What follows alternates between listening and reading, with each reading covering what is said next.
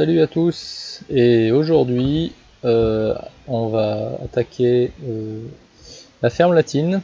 Alors avant d'attaquer dans le vif du sujet, il est quand même bon de connaître un peu de vocabulaire et puis savoir comment utiliser la pente en charpente, puisqu'on a différentes façons de s'en servir, de l'étudier et puis également d'obtenir des codes différentes avec.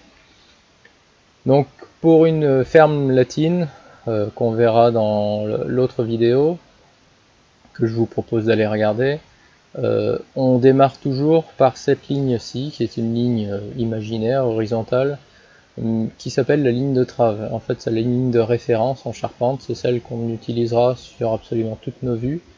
La ligne de trave ici, avec qui a pour symbole ce symbole-ci, hein, qu'on appelle la clé de sol aussi. C'est elle qu'on dessine en premier. Cette ligne de trave, elle passera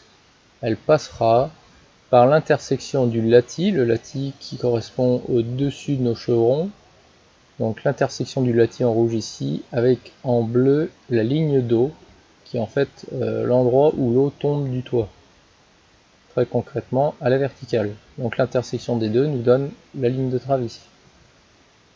Donc on trace d'abord la ligne de trave, et ensuite, avec la pente justement qu'on va voir, on va essayer de déterminer le point de couronnement qui est ici.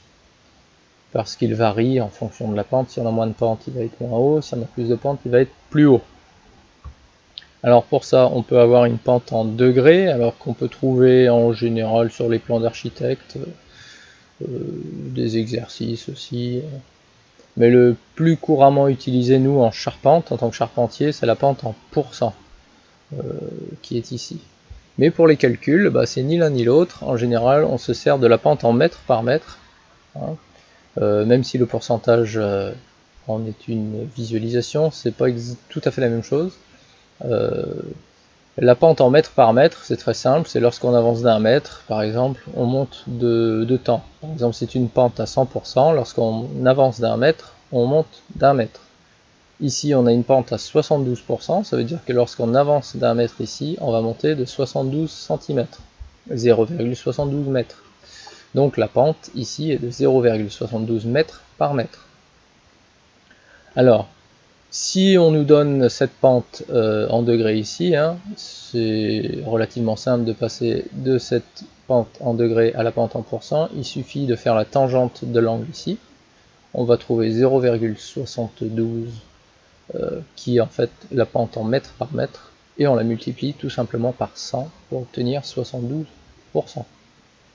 Alors une fois qu'on a notre pente, alors si vous ne connaissez pas votre pente, hein, sur un chantier par exemple, ou chez vous, si vous voulez refaire un toit, le plus simple en fait c'est de prendre un niveau à bulle, de prendre sur une longueur d'1 mètre ou 2 mètres, hein, 1 mètre c'est plus simple, mais moins précis, de prendre 1 mètre et de mesurer à la verticale une perpendiculaire ici, et de savoir combien vous avez ici. Vous mesurez tout simplement.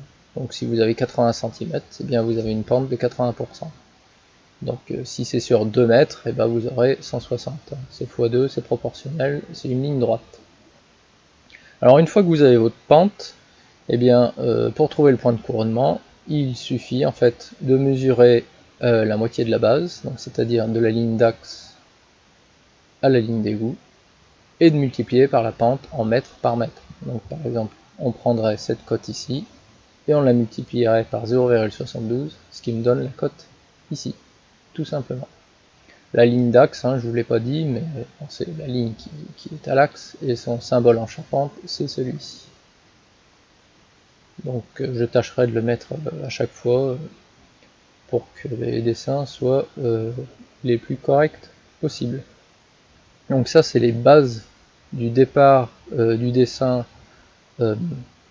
pour une ferme latine, donc avec les différents termes, parce que je les utilise très souvent. La charpente a un vocabulaire à lui tout seul, c'est une langue vivante, donc c'est quand même plus facile de connaître les termes techniques, même s'il y en a encore énormément d'autres.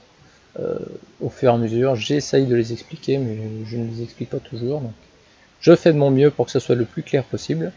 Et puis dans la vidéo sur la ferme latine, je vous montre la suite, en fait, puisque ça c'est le départ du dessin de la ferme. Je vous montre la suite pour dessiner en fait votre ferme latine complète, avec les sections de bois, donc chevrons, panne, arbalétrier, poinçon, contre-fiche, entrée, avec les murs, le débord de toit, etc. Donc n'hésitez pas à aller voir la vidéo, merci pour vos commentaires, hein. Il y en a qui me laissent des commentaires, c'est super, et puis n'hésitez pas à me mettre un pouce bleu, et puis éventuellement vous abonner. Allez, merci, à bientôt.